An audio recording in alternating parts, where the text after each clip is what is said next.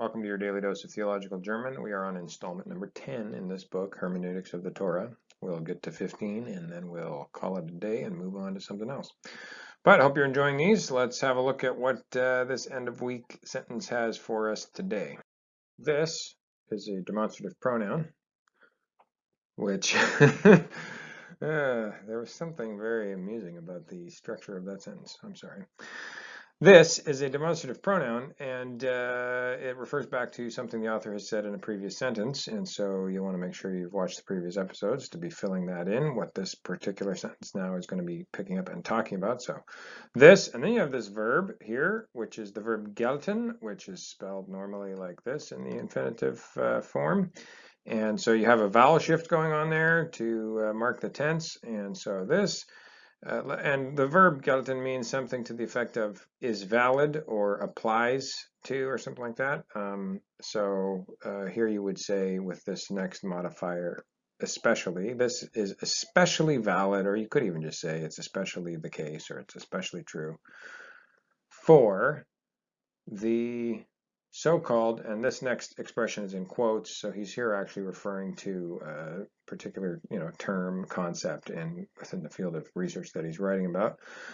And so you could just say so-called to kind of capture those quotation marks and what that's getting at. This is especially valid for the so-called conceptual dependence.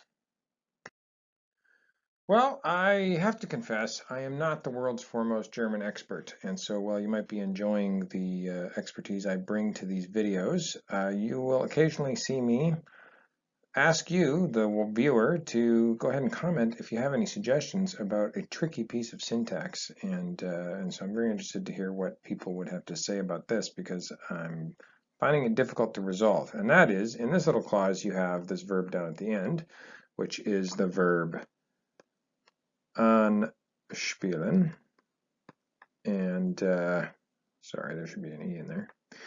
And yeah, you can see that it's a past participle by the prefix here. This is the past participial form. What's a bit confusing about that is that if that's a past participle, then you need some kind of a helping verb, and so I'd be looking for probably a form of werden in this clause, and I don't see it. And so I want to, just from the flow of this whole thought here, I really do want to translate this in the passive voice. And so I'm convinced that it does have to be werden. And I'm just wondering if perhaps this werden at the end of the next clause, because these are linked with this conjunction here, if that werden is doing double duty for both of those. Conceptually, it doesn't flow really well to me, but maybe that's how it works in German. I'm not sure. This is something I have not encountered, and I need to do some more research on uses of the participle to be absolutely sure, because it's weird to have a past participle by itself in a clause. But in any case, I think I'm just going to translate this as a passive, and it'll make good sense of the sentence either way. So let's go ahead and keep working on this middle clause. This also has, this author is a very interesting style in the sense that he's always throwing in adverbs, and it really makes his writing very disjointed, at least from the perspective of an English user. And so you do have to kind of try to figure out what pieces go where. So let's just go ahead and try to figure this out. So in which, okay, so you're kind of dealing with a prepositional phrase here.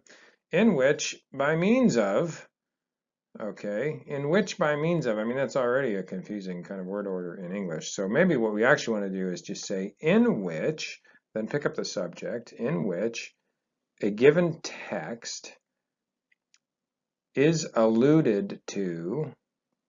Here you have the preposition auf, which goes with that verb, is alluded to by means of, now you can pick up this adverb again, by means of keywords.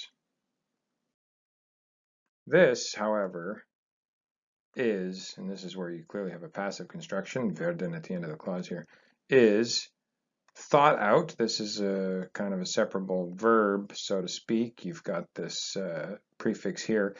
And it's actually, it might sort of confuse you to look at, and if you didn't know what it was, you might have a hard time finding it in the dictionary. And what I would suggest is actually just to look up this part of it in the dictionary. Look up that sort of the simpler form of this verb.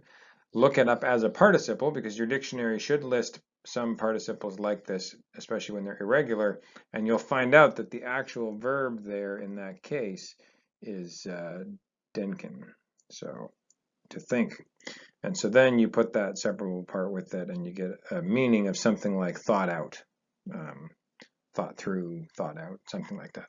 And so what you're dealing with here is an expression that says, this, however, is thought through critically.